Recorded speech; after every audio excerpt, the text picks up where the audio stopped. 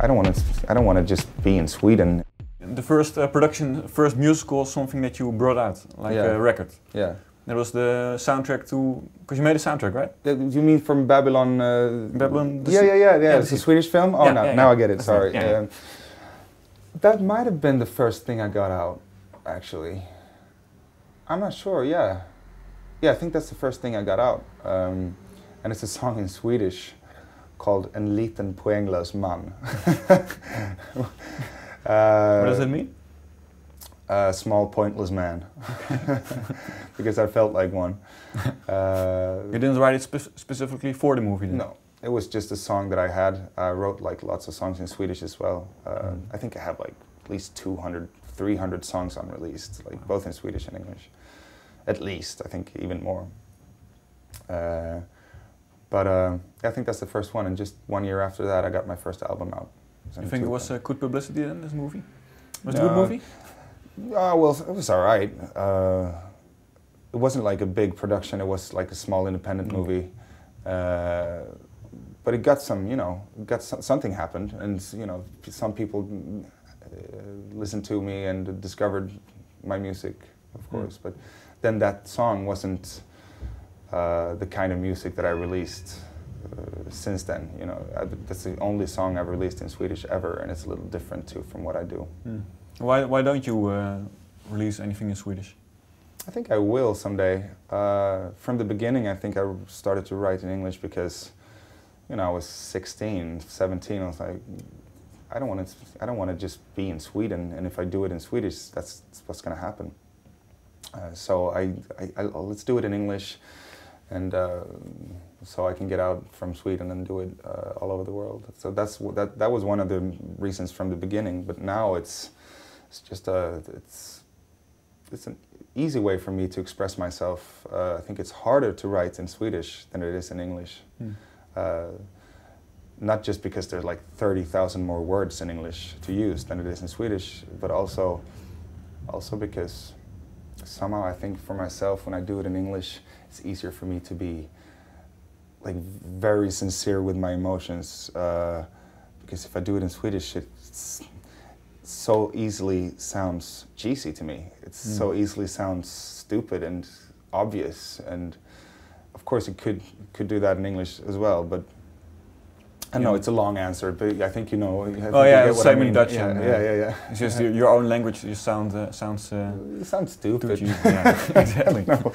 But now, you know, as I'm getting older and more experienced, I think there's going to be some more Swedish songs out there as well. But you already had the idea to go international then? So yeah. Why did it take so long? Why only the fourth album? Why do you only release this one abroad?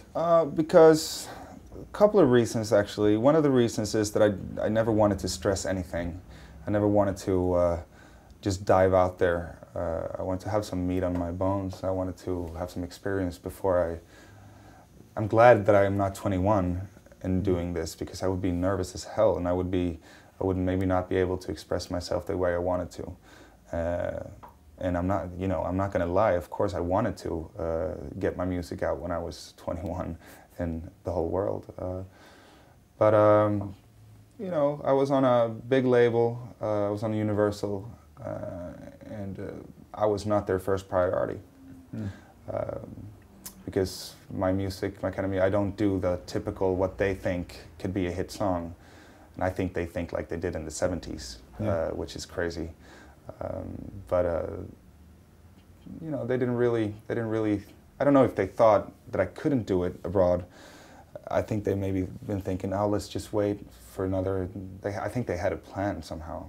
But now I'm free from them, so so as soon as I started my own label, my first agenda was to get distributors across Europe. So now I'm starting with Holland. Yeah, why Holland first? And France. You know, if you compare it with football, it's just a perfect gateway to the rest of Europe. You know, Zlatan Ibrahimovic came to Ajax, and then Juventus, and then Inter, now Barcelona. Well, Actually, I think Holland is a good gateway to the rest of Europe. I think there's a lot of musical eyes on Holland. Every time I've been here, I get this feeling that it's music plays a big role in people's lives. And there's music shops everywhere still, and in every station you stop, there's a music shop. They sell CDs, and there's people in it. Like, wow, this is a great country. That's not in Sweden? No, well, I think every music shop, like CD shops, they're starting to close down. It's you never see it. Well, you do sometimes, but it's very rare. Yeah. But apart from that, there's an obvious reason too. A year ago, I opened up for Adele here in Amsterdam and Groningen, and I got some interest, and I got some buzz, and people heard me for the first time, and there were some people that wanted to start to work with me, and it was on ice for a little while. And then when I started my label, we contacted them again, and so that's the obvious reason.